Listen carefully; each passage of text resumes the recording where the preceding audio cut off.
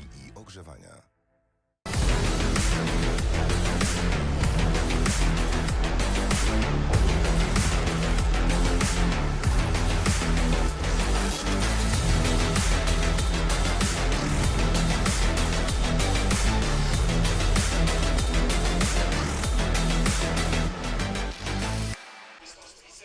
Hello and welcome to round 4 of Speedway Euro Championship. We're in Pardubice and I'm joined by Simon Borlenko and David Rowe. Hello, gentlemen. Hello to you. Good evening. How are you today? Absolutely good. You know, Mother Nature's got to be kind to us for the rest of the evening, and we'll be real happy. Awesome.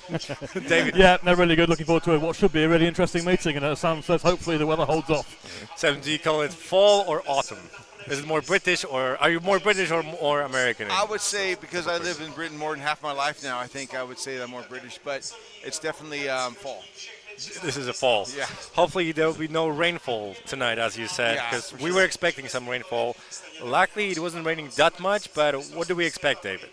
Weather-wise, looking at the conditions, possibly later on in the evening, there may be more rain coming in. We had a brief shower about an hour or so ago. That did no damage at all. In fact, they were just watering the track at the time. Track looks absolutely fine, no problem at all. So hopefully, I think we have a decent window in the weather. Obviously, the regulations state you have to have 12 races to complete. Obviously, we want to go through the whole meeting and crown the champion after the final, but 12 heats is required for the meeting to be declared. So I spoke with the referee, and he is planning indeed to just run 12 heats in a row, no track maintenance, but after that, it's going to be a pretty normal meeting as long as there is no rainfall. Well, the track, this is one of those special tracks where the riders that have the experience here, which most of them do, you know, they can tend to always find some racing lines. And sometimes when they grade the track, they grade that outside groove that starts building up and it goes away. So the riders might find some advantages here if they don't grade it so often. I see, but it seems pretty slick as they were preparing for the rain, right? Yeah, I mean, I walked out there and seen thinking, yeah, they need to put more water in the track at the moment. So you're right, it could ride fairly slick, but it'll be raceable then. You know, the guys, you got to make a start as always. This is a big track, really wide on the starting line, so the riders have to really have their setup quite right to be able to get themselves in front. If they don't, they'll be walking around that inside pretty tight, I'm sure. David, so obviously one of the reasons why the track is so slick at the moment is the fact that there's going to be a lot of racing this weekend here in Pardubice, and not just the Speedway European Championship. Yeah, always a special weekend here. Friday night has traditionally become Speedway European Championship. Before that, the 21s were here, but Saturday you have flat track, you have effectively the youth golden helmet, if you like, for the young riders, and then the big golden helmet on Sunday, which I know Sam has raced in the past and had his misfortunes as well over the years, but that attracts also a big lineup. So they have to get the track right all weekend. If they have problems tonight, that would carry forward the whole weekend. So no surprise in the preparation. Sam, I know you were staying for the entire weekend, so tell me about the atmosphere here in Pardubice. Well, it's one of those things. I've never been here as a spectator, which is going to be quite interesting to be here on the Golden Helmet Day. But it's, as I believe, it's the longest running individual in the whole history of Speedway, which is good. So I mean, there's a lot. The tradition from the old Eastern Bloc ways. There's a lot of German riders, German fans that come here, and it's kind of traditional for them to come. And it's a festival. You know, there's a lot of beer drinking, a lot of sausages being sold, and a lot of people respect the riders when they come out here and race. And for the rider side of things, it's one that you want to win. It escaped me in my time of a racer. I was in front once and fell down, which was my only chance really to do it. But it's one of those ones, to win this one's nice. Interesting. This is definitely a place to be here on the Friday night. But before we get to Pardubice and Speedway Euro Championship, let's talk about Bydgoszcz. And before we do that, let's watch what happened in Bydgoszcz. That was 2 weeks ago. I don't know if you can believe it, but there was some great racing 2 weeks ago in Bydgoszcz.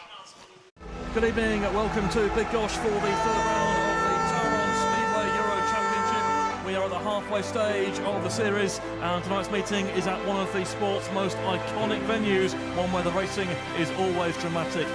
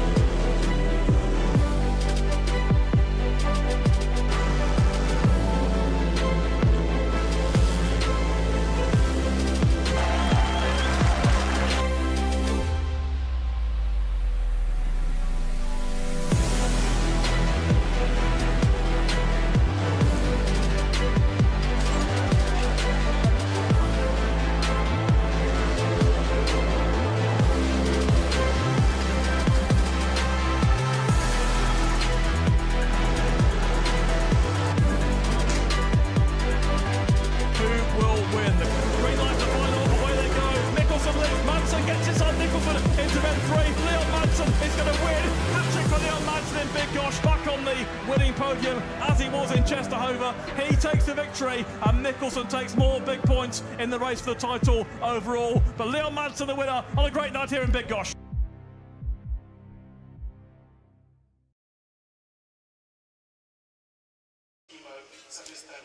Leon Madsen has won his 11th round in the Speedway Euro Championship history, but what a meeting it was. What a spectacular overtaking, and overall just a great meeting. We were kind of settling kind of as the first couple of probably three rounds went through, that Janis Kowalski looked like he had it set. You know, he was going to go.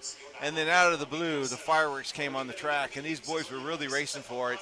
And all right, Leon Madsen, you got to give him some credit, and he picked himself back. He's not been going really that great, but he had a tough one in that final, and he pulled it off. And Michelsen held his own as well. So all in all, it was exciting in a bunch of different ways. David, was Bydgoszcz your favorite round of SEC this season I so think far? we've had a good season so far in all three rounds, but Bydgoszcz was special. A meeting that had everything, including good racing, dramatic crashes, which we're seeing. That Zengosa one was scary. He got lucky in that one. Yeah, for sure. and Verena, of course, as well, when he went down heavily on the third bend, and that was an interesting one as well. But some great racing, and maybe the turning point was the ride by Hülkenberg when he went down the inside of Kowalski, which no one expected, and we couldn't believe that everyone stayed on their bike in that. But a great move. But at that point, Kowalski looked unbeatable, and then suddenly in the final, he didn't make it. So Madsen, yep, he gets it done in Bydgoszcz once again. But Michelsen has been so consistent, always there, and those points he's scoring round by round, that sets things up tonight. I'm glad you mentioned that, because Mikael Michelsen is the only rider who made it to the final in all three rounds. He has not won a single round of them, not a single one of them yet. So what does it tell us, Sam? Is the consistency the name of the game here in Speedway Euro Championship? I think when you look at what happened in round one at Chesterhover when Michelsen actually made the start, and Madsen did all of his best and got him under Michelsen's mistake, he would be the first one to say he made a mistake. And the rider usually knows what's going on when he's got his helmet on and he's doing everything on the track and so forth. But all in all, he's thinking, all right, how do I keep this going on? And that's what you got to do. You got to keep consistent and making every final. And then whenever we came to Gustro, whenever Madsen didn't have a good one, that was the opportunity to to think different now, isn't it? You got to think, all right, I have all the tools now, just play it out. So Mikael Michelsen is 8 points clear ahead of Leon Madsen, but he's also chasing Emil Sayfutdinov, David, right? That'll be something. Now that's a big target. He's currently on 43 points, I should say, and Emil Sayfutdinov scored 58 in 2015 from 4 rounds. We had one season where there were 5 rounds during COVID, so we're not counting that. So Michelsen, if he has a really big one tonight, could become the all-time leading scorer for one season. So I don't know whether he's interested in records of that sort. It's a good stat because these are big numbers they're clocking up. You're scoring 14 or 15 every time. That's really impressive. And to do it over 4 rounds is very difficult. So if he can win here, then yep, he could not only become champion tonight, but also take that record. I have the answer to that question, David, but let's hear it from the man himself. Mikael Michelsen. Ready? Mikael Michelsen here by my side. Mikael, that's a pretty comfortable situation to be in. 8 points clear ahead of Leon Madsen. Is that enough? It should be, but this is motorsport and it's speedway, so anything can happen. But yeah, it's been a great series so far, and I'm looking forward to hopefully seal the deal later tonight. But you know, I'm gonna take it one heat at a time. I still come here with a goal to win the meeting tonight because I've had 3 second places so far this year. But yeah, ice is on the prize, but we're going to take it step by step. See, that's one way to look at it, because you didn't win a single round, but you're the only rider who made it to every single final, all 3 rounds. So consistency, yet again, proved to be the name of the game in the SEC Series. It always has been. You know, when it's only 3 or 4 rounds, you can't really afford to have like a really bad round, so you need to be consistent. My season in general has not been very consistent, so I'm very fortunate to have been consistent in the SEC Series and put myself in this position right now. But like I said, there's still a job to be done, and hopefully everything goes to plan, and yeah. So besides winning the title, obviously, is there another goal? What I'm leaning towards is your 15 points of making it to the highest score in 4 rounds SEC Series. It's Emil Sayfutdinov who got 50, I believe, 8 points to win the title. Would you like to do 16 today? That's statistics I didn't even know anything about. But you know, it's not really important to me. Of course, it would be nice, but like I said, you know, we have focus on our main goal, and like I said, I'm going to take it one heat at a time. and we'll see where we end up at the end of the night. All right, let's talk about the track itself. You won here last year. I believe you were wearing a red helmet. That proved to be the best gate, gate number 1. How important are the gates here, or is it more important to be just fast on such a long track? You know, this track is pretty much like an airport. You know, it's one of the biggest tracks we have in the world, at least for 500. But yeah, you need to have both. You need to have good starts here, but you need to have speed in your bikes as well. I have good history here. It's a track I really enjoy riding, and I feel like we're in a good place right now equipment-wise, and I feel good. So yeah, I'm looking forward to tonight. One last question. I noticed you brought a crew. Is it a celebration crew for the night? I don't know if it's a celebration crew, but I've tried this twice before, and I've had some people who's not been able to be here, and they decided to make the trip down to be part of this last round, and hopefully some celebration later. Do you mind sharing who's with you here? I noticed Patrick Hugard, your coach from Slangerup in Denmark. Yeah, so I have my team managers from Slangerup. I have my main sponsor, E. Trasbo here, and his son, and some other employees. I have some of my other sponsors from Denmark here. I have my dad and family here, my brother, and I have my best friend and his girlfriend flying in from Houston to be here today as well. So I feel very fortunate to have that kind of amazing people around me, and I'm blown away, and I'm just happy they're here to support me. So Pardubice sounds like a really good place to celebrate here around the stadium. I know your meeting in Poland is postponed till Sunday, so that sounds like a good opportunity to spend the night here in Pardubice. I wish, but yeah, after the race tonight, we're heading straight back to Poland and preparing for Sunday's very important match for Częstochowa. I see. Thank you very much, Mikkel. Thank you. Best of luck. Thanks. Man. Sam, did you have your celebration crew in 1993 when you were World Championship? No, I didn't. But I did choose, after I won the title, I was on a plane the next day back to England, and I chose to drive back with the mechanics. Okay. So I drove in the van, and we just talked the whole time. And unfortunately, it did do me no good, because I think my very first meeting back in England, I had a problem, slid off, and hurt my hand. So it's one of those things. Well, that's the way it goes. That's a misfortune. David, is 8 points enough? Is Michelsen comfortable? I think you'd have to say he is. I mean, eight points has never been pulled back in the last round. We saw 6 points done in that incredible finish in 2016 when Nicky Pedersen did it. Michelsen did it himself. I think it was 4 points on Laguta in 2019. And probably it's a good point about the celebration crew. I don't think in 2019 he thought he'd catch Laguta the way he did. And then, of course, he won it in 21, but that was still a COVID season. So this is his first chance to really have a proper celebration booked in. He's got to make sure he gets the points on track. If he has a bad first ride, scores 0, Madsen gets 3, pressure starts to build. But really, you have to say 8 points. He should defend that, I would think. Glad that you mentioned that, because he won in 2019, 2021. If he wins tonight, I mean, if he secures the title, he's going to become the first rider ever in history to become the three-time European champion. What does it mean to Mikkel Michelsen in a season like this? What do you think, so? If I could say this without going out of bounds with Mikkel, you know, he had a rough season. He had some personal problems earlier on in the year, and he's obviously got a lot of support because they're here to support him tonight. He's earned this today, and for him, he would really want to make sure that he goes out there and does his job right. And to win a championship on a bad year, the way he's put it himself, he's going to say this is a mega bonus, you know. So this is a festival place, as you know. We've already talked about at the top of the show.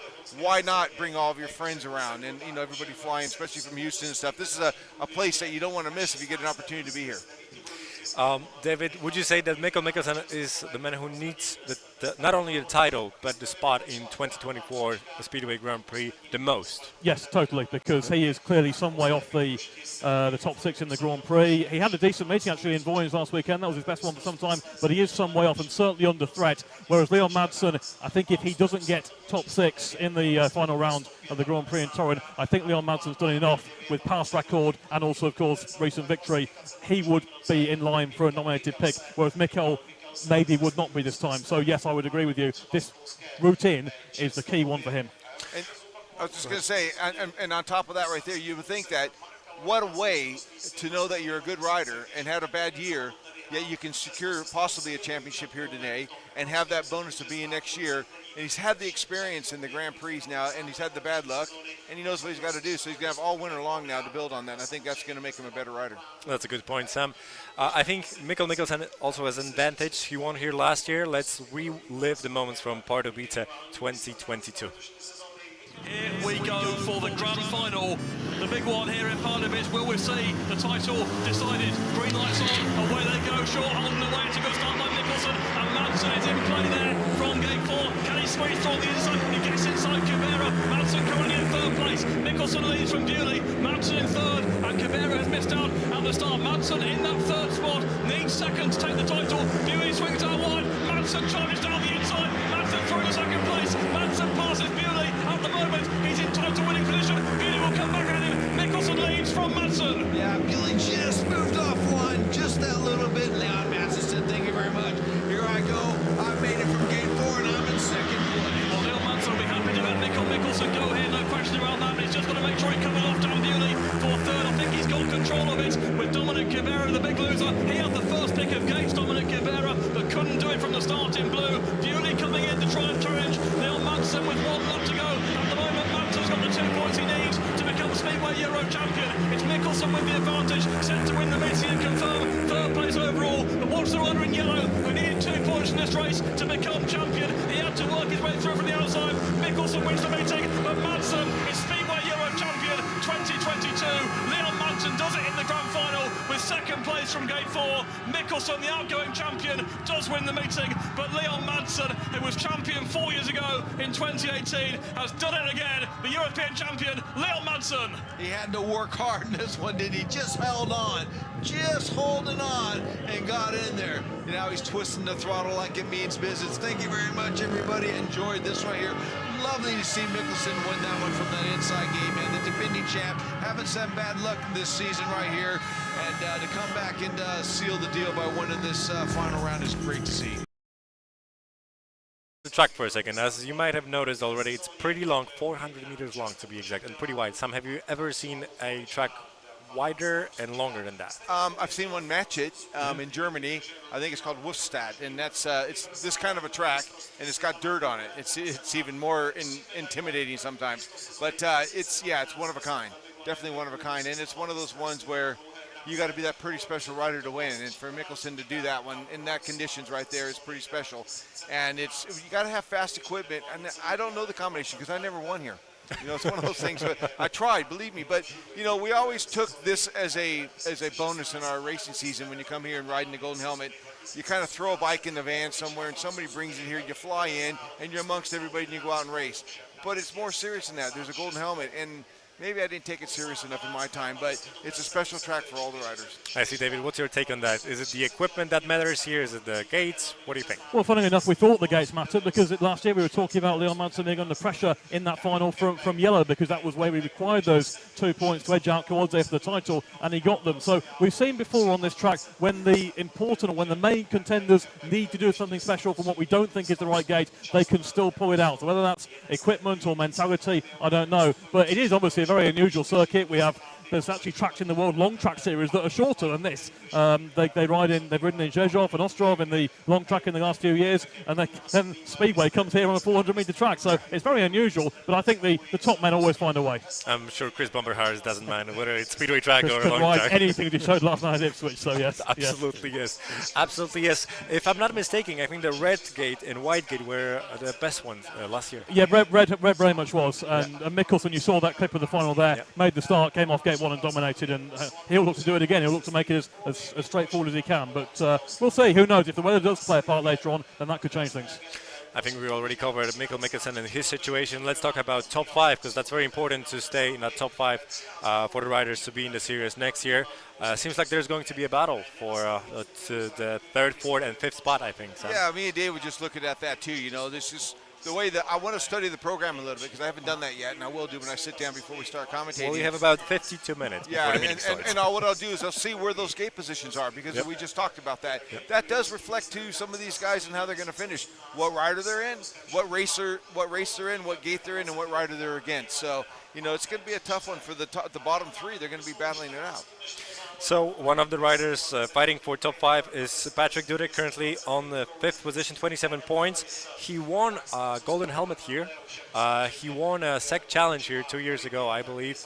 What do you think of his form, David, at the moment? I just think it's very, I'd use an English phrase like in and out. It's almost like up and down, almost like you don't really notice what he's doing. He had a really bad Grand Prix last week. I just feel there's more to come. I think in this competition, you'd expect to see Patrick Dudek at his best, challenging to win and not scrabbling around to try and make sure he's in the top 5. If he's not on it tonight, he'll be under threat from Verina, who we know can be quick on his night, Hülkenberg, who's got some fast kit too. And I just think we would expect to see Dudek with more than 27 from three rounds.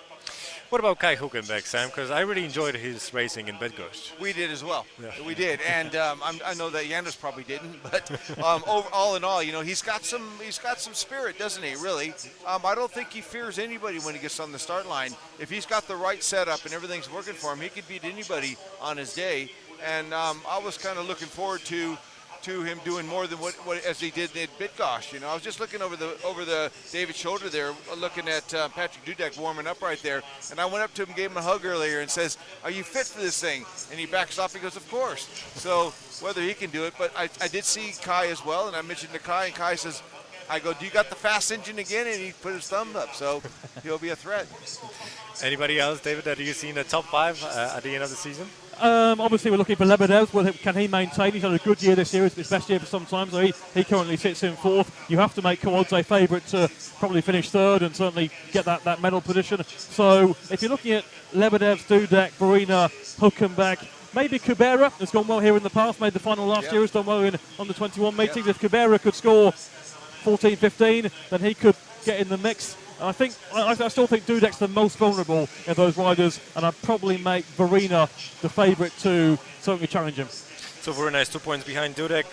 Hülkenberg is 4 points behind, but there's Kubera, as you mentioned, sitting on 20, same as Antonio Lindbergh and Dimitri Berzat. Are they in the reach? I think on this track they are. You get guys got fast equipment, pop out of the start, get a good line. It's very difficult to pass. We know the track conditions could be a little bit dry today. That could possibly help somebody like that if you just get out in front. So, gentlemen, we didn't mention a single Czech rider. Why is that? This is a European Championship, and you got to be in it. But then again, Kvek could come alive, couldn't he? Well, we've seen Kvek here in the past. Again, this is a track where you would think he would do well. He's had a couple of, one really poor round in the series so far. It's not gone the way we would have wanted, because I think we're all quite excited to see him in the series. Obviously, Milik has had a really tough time as well. I know he's been talking about trying to change things, get things sorted. So a big chance for him to get it right, and I'm sure the Czech fans will be pleased to see him in front of him. Yeah, absolutely. Well, Václav Milik definitely a crowd favorite after he won a golden helmet here a couple of years ago. So Václav Milik, obviously a legend of Speedway European Championship, plenty of heats, plenty of rounds, but looks like we might not see him in the future in the series, but there's plenty of young Czech riders, and I'm sure we're going to see some of them tonight. So let's watch a clip, because the future of Czech Speedway is looking bright. Václav Milik was for many years the top rider in the Czech Republic, winning his national title on 7 occasions. He's also been close to the Speedway Euro Championship title, finishing 2nd overall in 2016, 2 points behind Nicky Pedersen, and then 3rd in 2017 when he won round 3 in Halstavik and was fighting Andrzej Lebedev's for the title. But recent years have been more difficult, and with only 9 points from the first 3 rounds, he'll be keen to finish 2023 on a high. The big hope for the future is Jan Kvek, who appeared here as wildcard in the Under-21 World Championship back in 2018, scoring 5 points, and then in the one-off final of 2020, he scored 13 points in the qualifiers before crashing out in the semi-final. In the Speedway Euro Championship, he has 11 points so far and needs to bounce back from scoring just 1 in Bydgoszcz. The wildcard tonight is Petr Slupac. The 21-year-old took 1 ride here last year as a track reserve, but he has plenty of experience from his time in the Under-21 series, his best finish coming with 5th place overall in 2021, and he reached the semi-finals at this venue. Besides Petr Hlupac, there is also Mateusz Kamenik, a very young rider but very talented. There's Adam Bednarz, I think he's in 250s. So definitely some great names coming for Czech Speedway, and we've seen it already in the Speedway World Cup. Yeah, I think any of these guys, all they got is they need experience, don't they? Yep. If they get a chance to ride and they get a chance to get out there and perform, especially if it's in front of their home crowd, give them that little inspiration to kind of have that confidence to go out there and do what they probably know best, but don't know how to do it everywhere.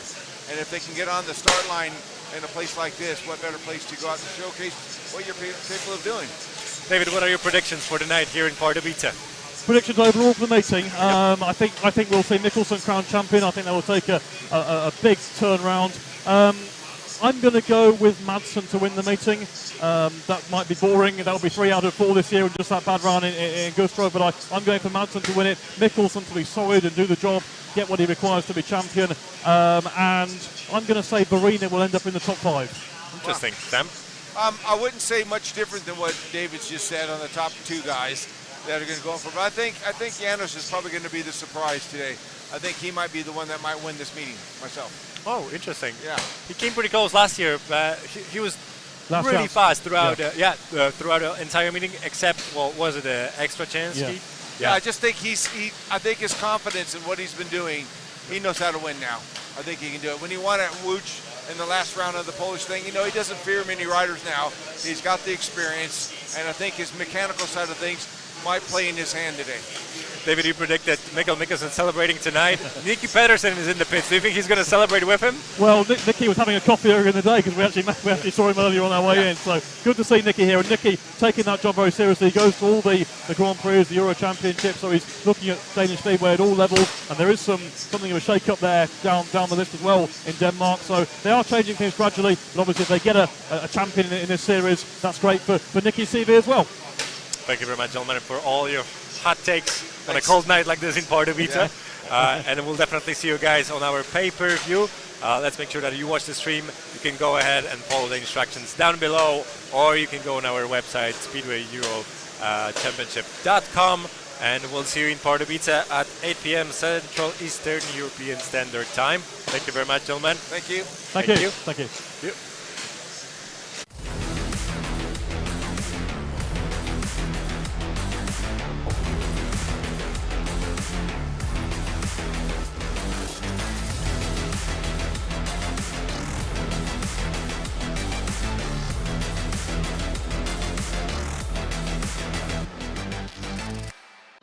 Sponsorem programu był TAURON, sprzedawca prądu, fotowoltaiki i ogrzewania.